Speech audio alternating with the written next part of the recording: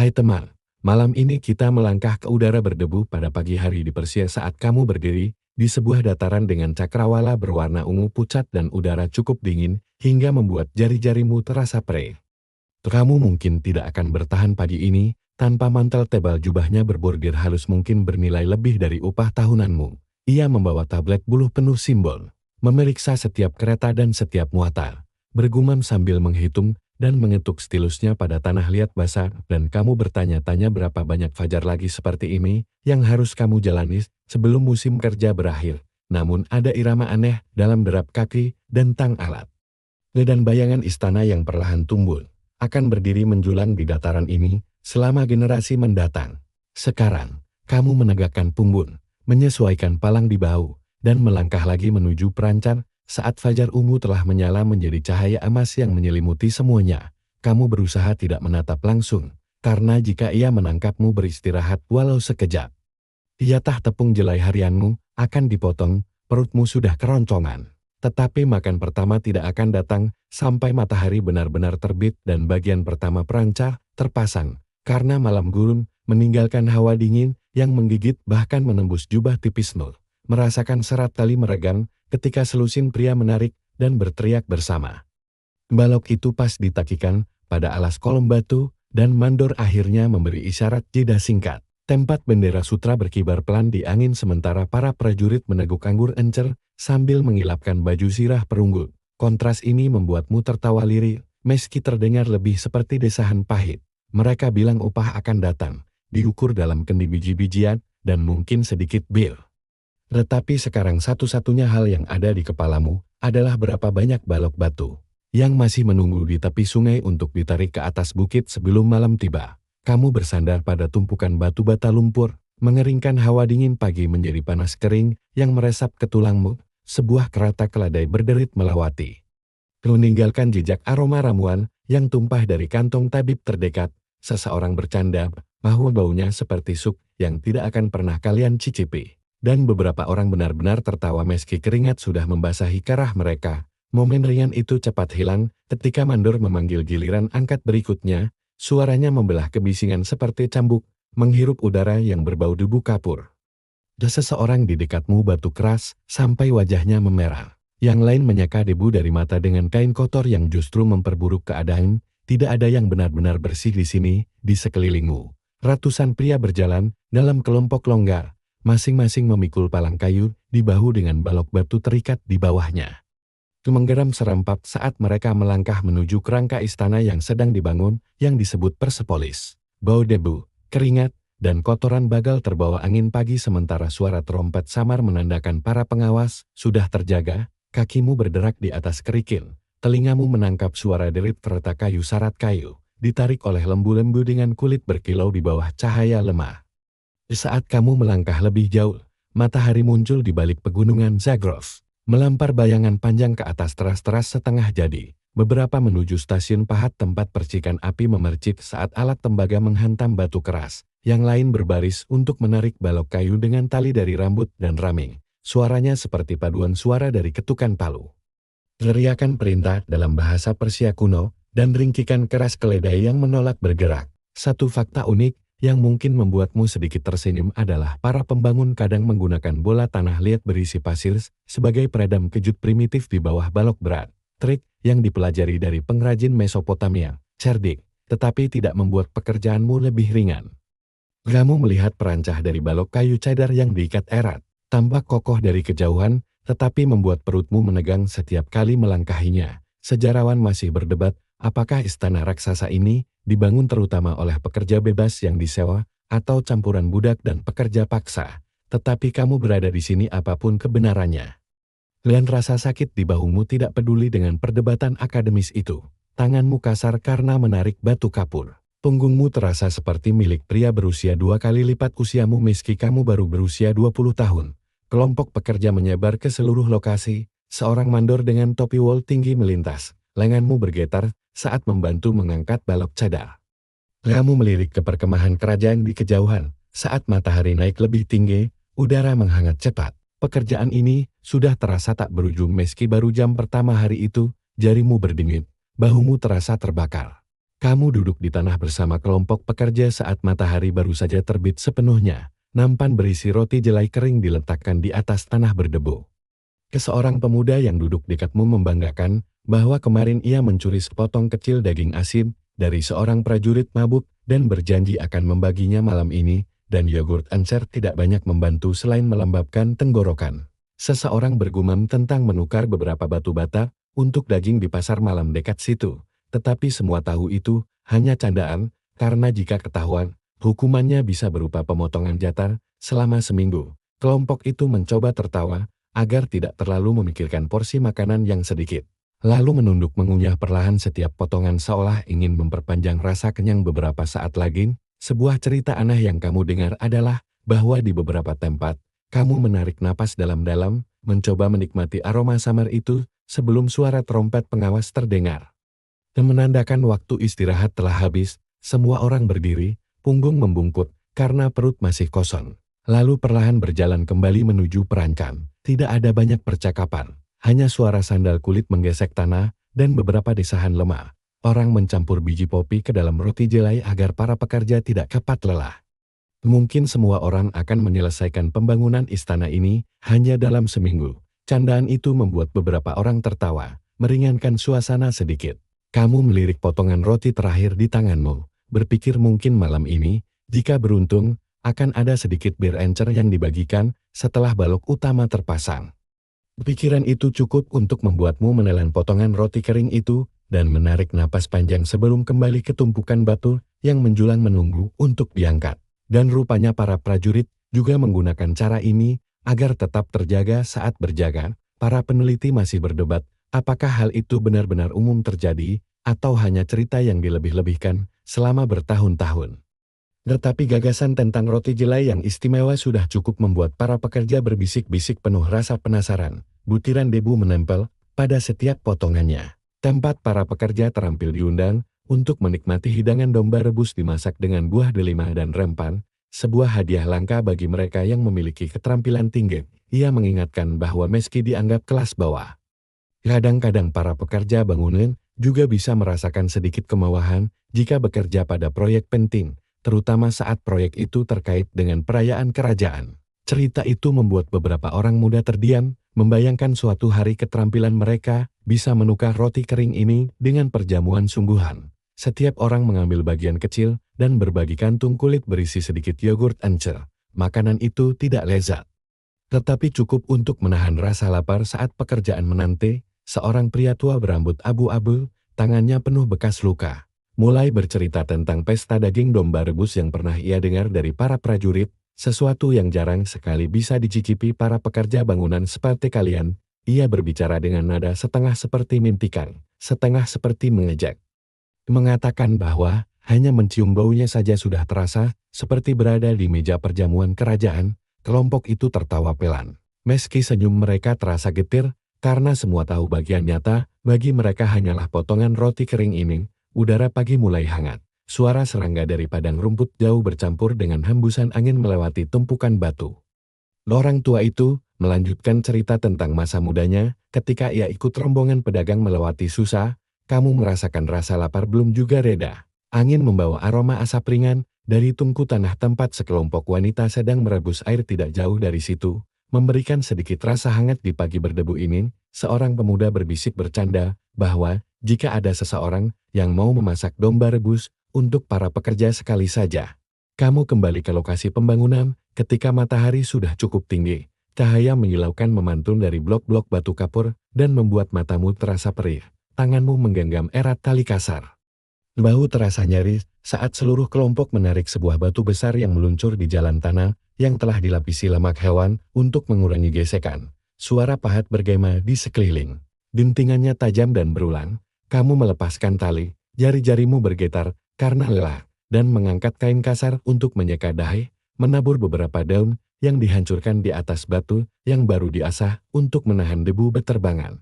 Seorang pekerja muda menggoda bahwa aromanya seperti sup sayuran yang tak seorang pun di sini akan pernah cicipin. Beberapa tawa kecil terdengar. Sejenak terasa ringan, tetapi cepat hilang saat pengawas mengangkat tangan memberi isyarat untuk kembali bekerja. Tanah di bawah kakimu penuh jejak sandal, dan bekas roda gerobak pengangkut kayu. Dari kejauhan, terdengar tawa samar para prajurit yang berdiri di bawah bayangan, menyesap anggur encer. Kamu tidak bisa menahan senyum masam, memikirkan bagaimana tenagamu dihabiskan setiap hari untuk membangun tempat yang nantinya akan dijaga dan dinikmati para prajurit itu. Sementara kamu akan terus memanggul batu di lokasi lain, seperti genderang yang dipukul tanpa henti sepanjang hari. Udara terasa pekat dengan bau kapur, keringat, begitu tinggi hingga lehermu terasa tegang. Semua rasa lelah terkumpul menjadi satu helaan panjang, tetapi kamu tetap menempatkan tangan di tali, bersiap menarik batu berikutnya. Karena hari kerja masih panjang dan denting pahat belum menunjukkan tanda-tanda berhenti, dan getah dari balok cedar yang sedang diasah. Seorang pengawas menunggang kuda melewati, wajahnya angkur, mencatat hati-hati di papan bulu yang terselip di sabuk kulitnya. Perjalanan yang begitu panjang, sehingga banyak gerobak patah poros di sepanjang jalan. Tetapi panas terik sering membuat bahan itu meleleh.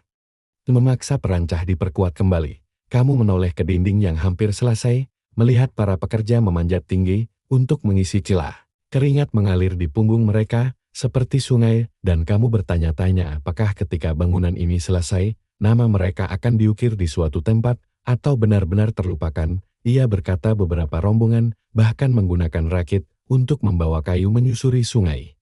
Dan beberapa batang kayu tenggelam, sehingga penduduk setempat harus menyelam untuk mengambilnya. Para sejarawan masih berdebat, apakah pengiriman semacam itu sering terjadi, atau hanya untuk proyek-proyek penting. Tetapi mendengar kisah perjalanan berat itu sudah cukup membuatmu merasa sedikit kurang sendirian dalam penderitaan ini. Tatapannya menyapu setiap orang. Dan setiap kali melihat seseorang berhenti terlalu lama, suaranya meledak, menjanjikan pengurangan jatah bil atau jelai hari itu. Kamu menunduk, terus melangkah, punggungmu basah kuyup oleh keringat, berpikir bahwa mungkin hanya beberapa kendi bir yang cukup untuk menyeret tubuhmu melewati hari panjang seperti ini. Seorang pekerja tua di sampingmu berbisik bahwa balok-balok kayu besar itu dibawa dari pegunungan Lebanon. Sebuah cerita aneh yang didengar para pekerja muda adalah beberapa kelompok mencoba menggunakan campuran aspal dan lilin lebah untuk merekatkan batu. Agar tidak perlu menyusun sambungan terlalu rapat, suara trompet panjang terdengar. Tanda pergantian giliran, udara siang hari terasa berat dan panas. Setiap napas seperti menelan debu, seorang tabib lewat, membawa kantong ramuan. Kamu mendongak menatap pilar raksasa di depanmu. Kamu mengencangkan tali di bahumu, melangkah bersama barisan panjang para pekerja yang bersiap mengangkut blok-blok batu baru. Sementara angin membawa bisikan tentang betapa rendahnya pekerjaan ini dianggap jika menyelesaikan pekerjaan lebih cepat dari jadwal. Tetapi hadiah itu sering dipotong oleh para pengawas. Kamu mendengar beberapa pekerja berbisik tentang rencana pindah ke Mesopotamia untuk bekerja, di mana dikabarkan pekerja terampil dibayar lebih banyak jelai dan bisa belajar teknik baru. Seorang lainnya menggeleng, mengatakan bahwa dimanapun sama saja, para penguasa selalu memegang kendali. Perdebatan itu berlangsung hingga pengawas berteriak memanggil semua orang kembali bekerja. Suaranya nyaring seperti logam yang saling beradu, membuat banyak kelompok diam-diam menyembunyikan peralatan agar pekerjaan melambat, menguatkan diri menarik bersama hembusan napas berat para pekerja lain. Di dalam benakmu, pertanyaan terus terngiang, apakah ini benar-benar dasar dari masyarakat, atau hanya cara pandang dari mereka yang tidak pernah menyentuh debu dan kapur? Cerita itu membuat beberapa orang tertawa kecil, sementara yang lain hanya menggeleng, sadar bahwa jika ketahuan, hukumannya akan sangat berat. Seorang pekerja muda di sampingmu tertawa getir, keringat menetes ke tanah kering yang retak, bercampur dengan debu menjadi bercak-bercak kotor di kulitmu. Di kejauhan, para prajurit berkuda berpatroli dengan santai, sementara gerobak para pedagang meluncur menuju perkemahan utama, tertutup kain berwarna dan rampah wangi. Semua itu seolah mengingatkanmu bahwa meskipun bangunan ini megah, yang diingat bukanlah tangan-tangan yang mengangkat batunya.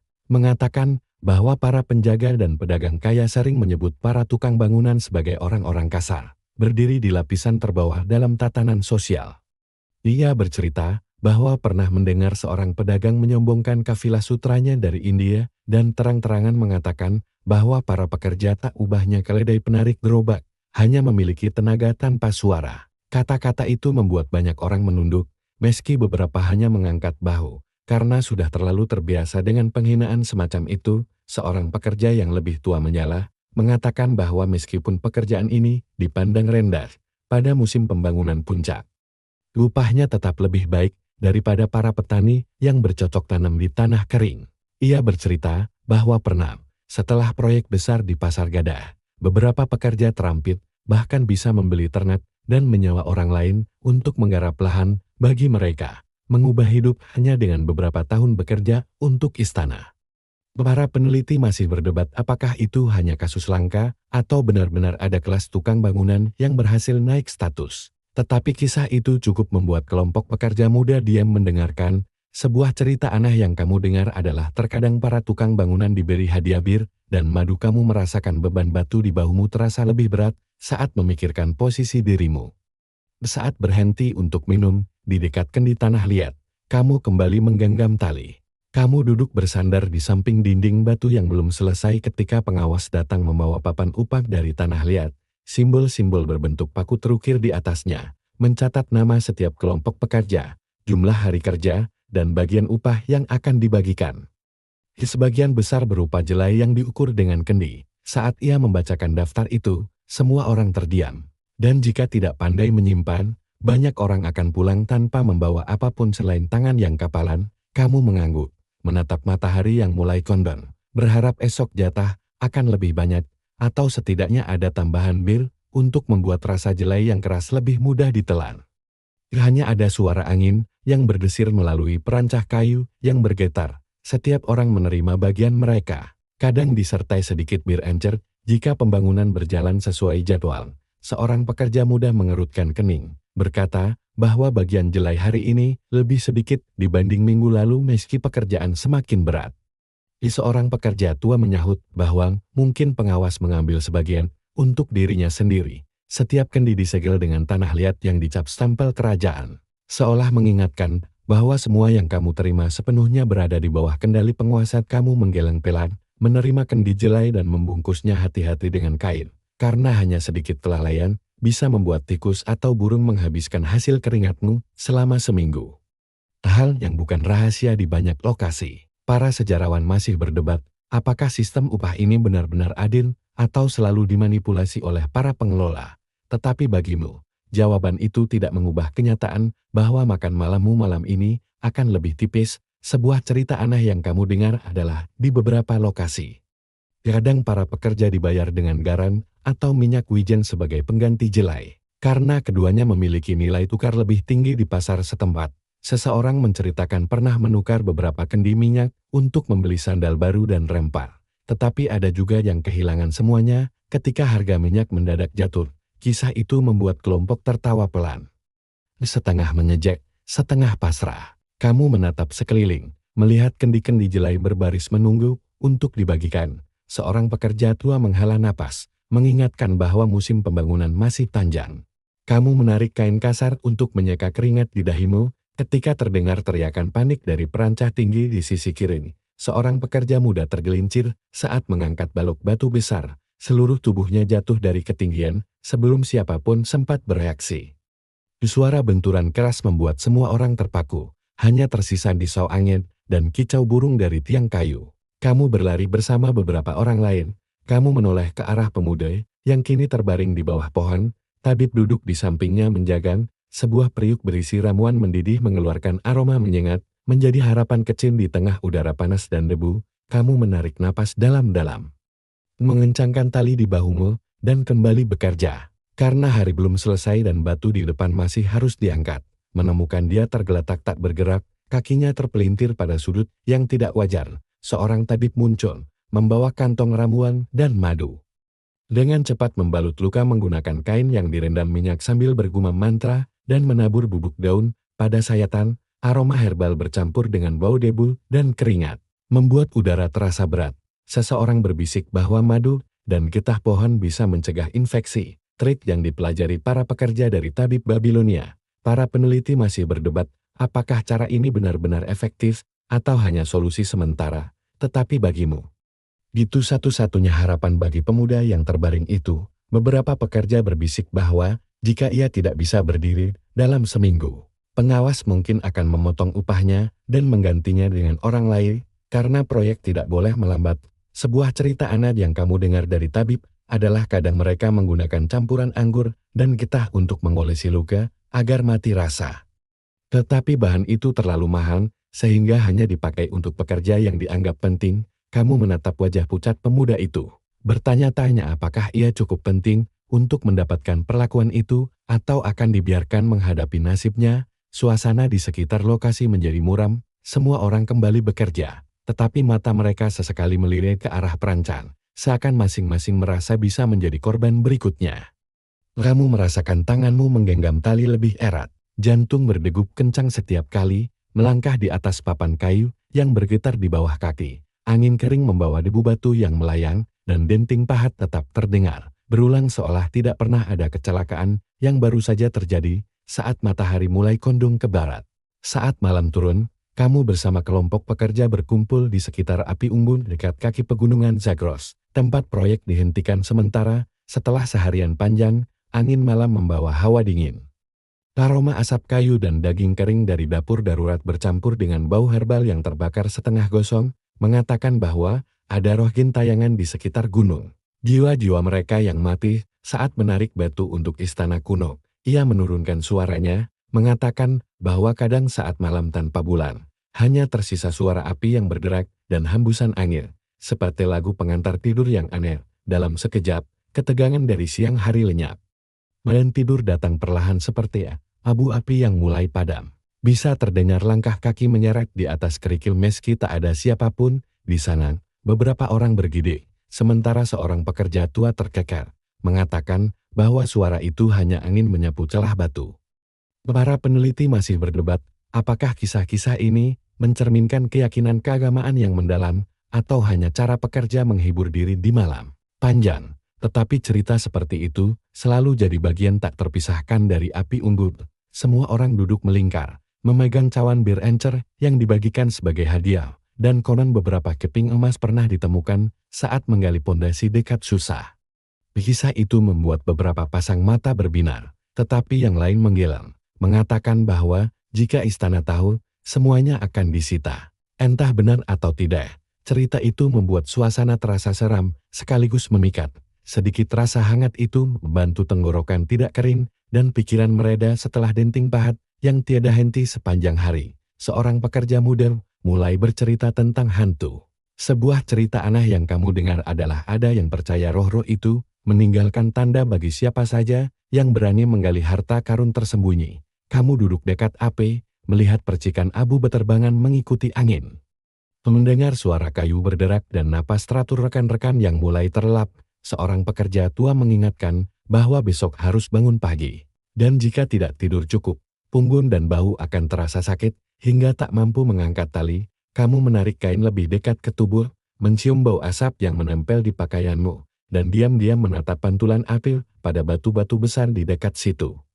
Merasa seolah mereka juga sedang mengamati kelompok kalian. Desau angin melalui celah pegunungan membuat beberapa orang menarik selimut lebih rapat. Kamu memejamkan mata, suara obrolan makin jarang. Keesokan paginya, ketika sinar matahari belum sempat menghapus kabut, kamu melihat sekelompok wanita bekerja di tepi tungku bata. Tangan mereka berlumuran lumpur dan serat rami. Mereka menguleni tanah liat. Para wanita tidak hanya melakukan pekerjaan ringan, tetapi juga bertanggung jawab membagikan upah kepada para pekerja, mewakili istana untuk mencatat dan membagikan jelai. Wanita juga ikut mencampur aspal dan pasir untuk membuat perekat batu, pekerjaan yang biasanya dilakukan pria. Kamu menoleh sekali lagi ke arah kelompok wanita itu. Bertanya-tanya apakah pekerjaan mereka suatu hari bisa membawa kehidupan yang lebih baik dibanding rasa letih yang kamu rasakan sekarang. Lalu berbalik menuju perancang, tempat batu berikutnya sudah menunggu untuk diangkat. Katanya, tangan mereka yang ringan dan terampil membuat lapisan perekat menempel lebih rata, sehingga beberapa proyek sengaja mempekerjakan wanita untuk tahap ini. Kamu memperhatikan seorang gadis yang berdiri di tepi tanggul, mendorong rambutnya ke belakang sambil memutar tong aspal dan bercakap dengan seorang pekerja muda. Keduanya tertawa kecil di bawah sinar matahari pagi. Ia mengatakan pernah melihat seorang janda di susah mengelola seluruh gudang upah, merasakan perbedaan irama kerja mereka dibanding tarikan dan angkatan berat yang biasa kamu lakukan. Ada sesuatu yang terasa lebih ringan, tetapi tak kalah melelahkan ketika melihat tangan-tangan mereka yang retak tertutup lumpur kering. Seorang pekerja muda di sampingmu bergumam bahwa bekerja di tungku bata terkadang lebih berat daripada memanggul batu, karena bau lumpur dan asap membuat kepala terasa berputar, dan semua orang segan, karena ia memiliki kewenangan untuk menambah atau mengurangi jatah sesuka hati. Para peneliti masih berdebat, apakah peran ini umum, atau hanya ada di kota-kota besar tertentu. Tetapi keberadaan para wanita yang berkuasa seperti itu selalu meninggalkan kesan mendalam, membentuk bata satu persatu untuk dijemur, dan sesekali berdiri di depan alat tenun menenun kain bagi tenda-tenda di sekitar lokasi pembangunan. Suara ketukan ritmis dari alat tenun bercampur dengan bunyi cipratan air dari ember tanah liat, menciptakan irama yang berbeda dengan denting pahat berat di kejauhan. Seorang pekerja tua berbisik bahwa di beberapa daerah, sebuah cerita aneh yang kamu dengar adalah di beberapa tempat. Kamu duduk beristirahat di dekat situ, suara trompet pengawas terdengar. Dan semua orang kembali ke pos masing-masing.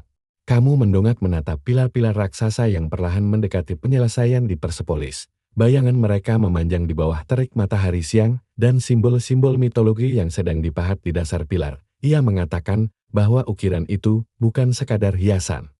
Balok-balok kayu panjang berjajar seperti tulang punggung raksasa, lalu menunduk untuk menggenggam tali lagi. Bersiap menarik blok batu berikutnya. Istana yang terus menjulang ke langit seakan menantang rasa lelah semua orang, dan kamu hanya bisa meyakinkan dirimu bahwa setidaknya keringat hari ini akan menjadi bagian dari sesuatu yang akan bertahan lama.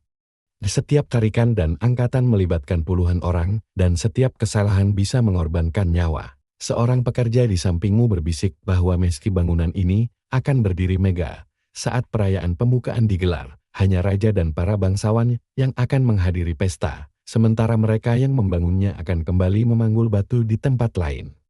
Tetapi melambangkan kekuatan dan perlindungan para dewa. Para peneliti masih berdebat, apakah bangunan seperti Persepolis dibangun terutama untuk upacara keagamaan, atau hanya sebagai simbol kekuasaan politik. Tetapi bagimu, semua itu hanyalah batu dan keringat yang kini menjulang membentuk bayangan megah di hadapanmu.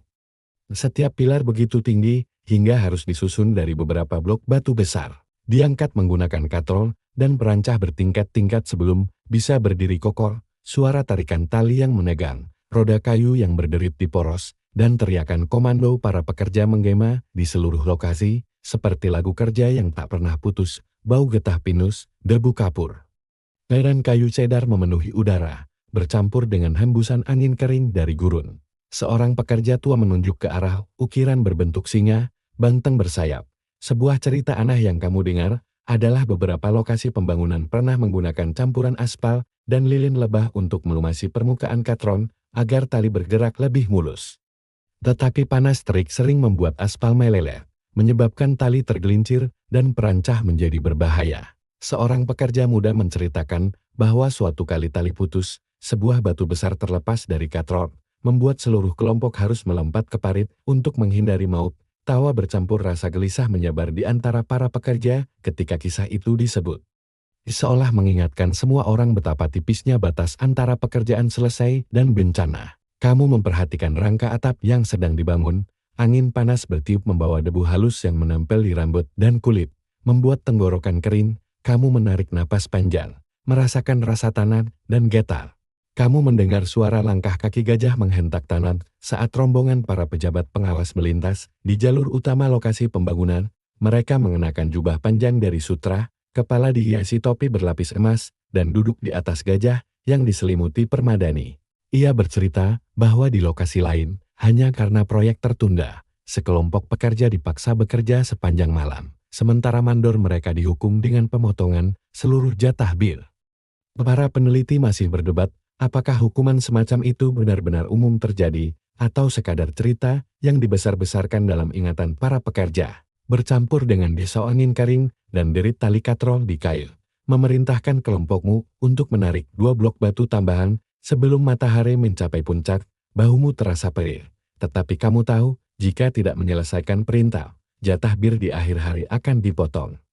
Kamu menggenggam tali lebih erat, mendengar napas berat rekan-rekanmu, dan menyadari bahwa meski tenagamu tampak kecil, setiap batu ini adalah cara untuk menjaga namamu agar tidak masuk daftar hukuman Kehadiran para pejabat membuat udara terasa tegang, seolah setiap blok batu menjadi lebih berat dan setiap tarikan napas lebih lambat. Tetapi rasa takut setiap kali rombongan gajah muncul adalah hal yang nyata. Penampilan mereka terasa jauh berbeda dengan para pekerja yang berpeluh di sekitar perancah. Seorang pejabat utama berhenti, menatap ke arah para pekerja, berbicara singkat dengan juru tulis yang menemaninya, lalu melambaikan tangan memberi perintah agar pengawas menyesuaikan kecepatan pekerjaan. Hanya satu anggukan kepala dari mereka sudah cukup untuk membuat ritme seluruh lokasi berubah. Seolah semua dinding pahat dan tarikan tali patul pada perintah tak terlihat. Seorang pekerja tua berbisik bahwa para pejabat itu tidak hanya mewakili istana, tetapi juga memiliki kekuasaan untuk menentukan nasib ratusan orang. Sebuah cerita aneh yang kamu dengar adalah terkadang para pejabat pengawas memberikan hadiah langsung. Bukan berupa jelai tetapi cincin perunggu berstempel kerajaan. Cincin-cincin itu bisa ditukar dengan barang atau disimpan sebagai tanda kehormatan untuk pekerja terampil, tetapi juga membuat pemiliknya menjadi sasaran perampokan. Seorang pekerja bercerita bahwa ia pernah dirampok habis-habisan hanya karena cincin itu terlihat saat ia meninggalkan lokasi. Kamu menunduk saat rombongan gajah lewat, merasakan debu tipis yang terangkat dari langkah kaki berat mereka. Suara lonceng yang tergantung di leher gajah berdering panjang. Saat rombongan pergi, pengawas langsung berteriak. Kamu duduk di tepi saluran air saat waktu istirahat singkat, berbincang dengan beberapa pekerja pendatang dari Mesopotamia dan Mesir. Tetapi bagimu, mendengar dan mempelajari trik itu adalah cara untuk sedikit meringankan kerja setiap hari. Sebuah cerita aneh yang kamu dengar dari pria Mesir adalah bahwa mereka kadang membakar dupa bercampur rempah-rempah di sekitar area kerja. Bukan hanya untuk mengusir serangga tetapi juga untuk menenangkan pikiran para pekerja, seperti semacam ritual penenang. Beberapa orang di kelompokmu tertawa, berkata bahwa jika lokasi ini melakukan hal yang sama, semua orang mungkin malah tertidur ketimbang menarik batu.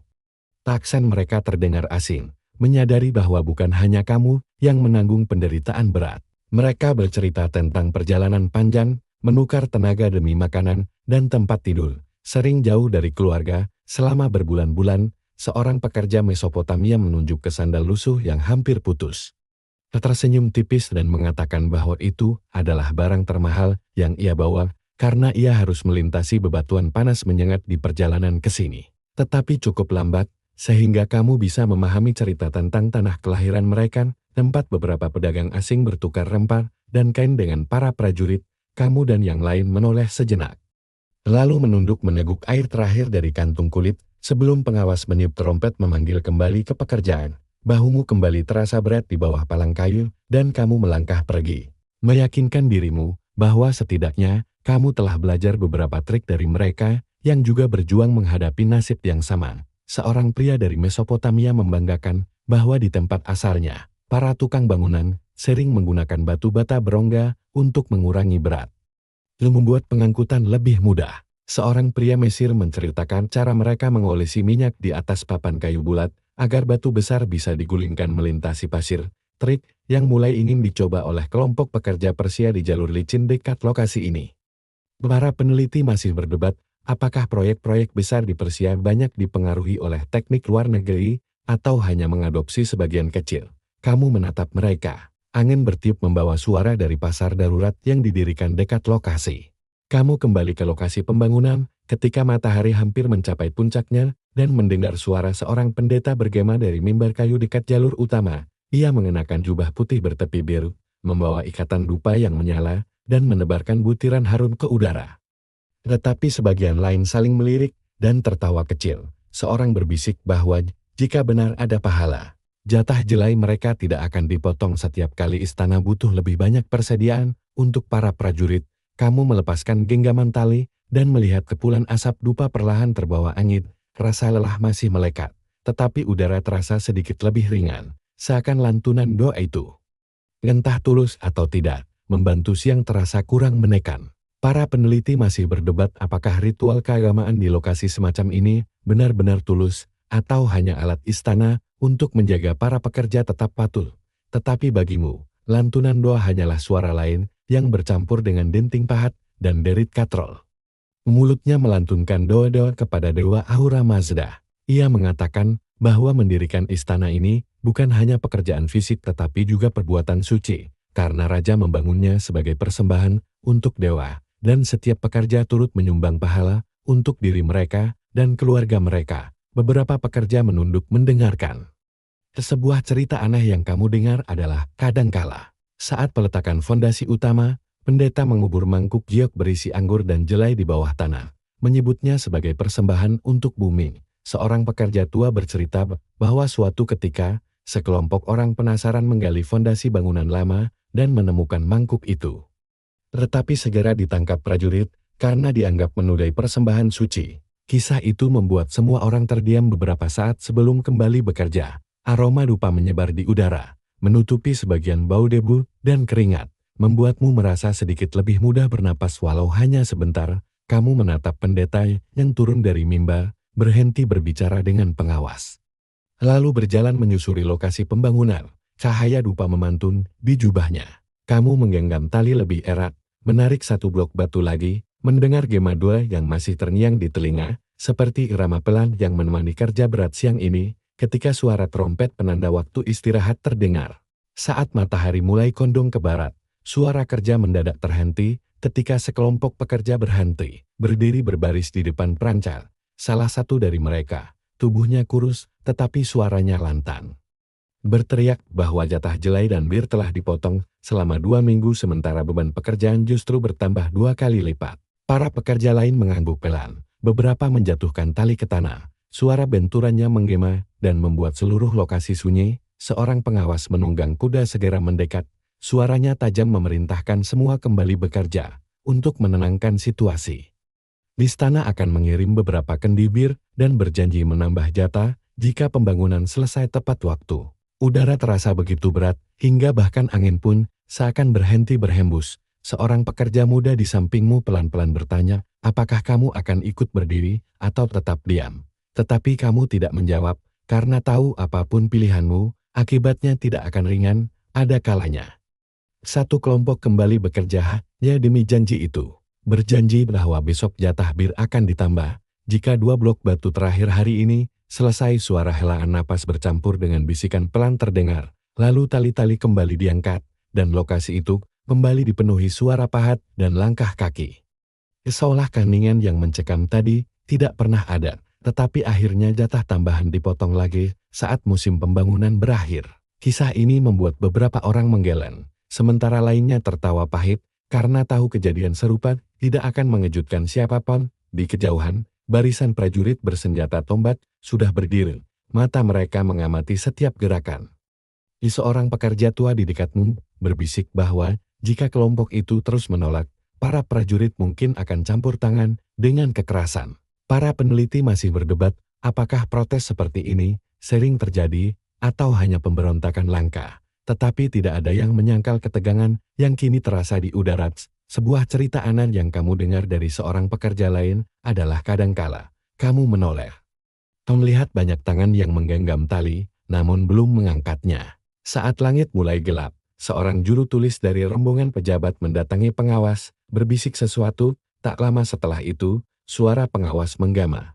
Kamu duduk bersandar pada sebuah blok batu besar ketika malam turun, mendengarkan beberapa pekerja berdebat, apakah tukang bangunan benar-benar berada di lapisan terbawah masyarakat, atau tidak. Seorang pemuda bersikeras bahwa semua tanda menunjukkan mereka ada di posisi terendah.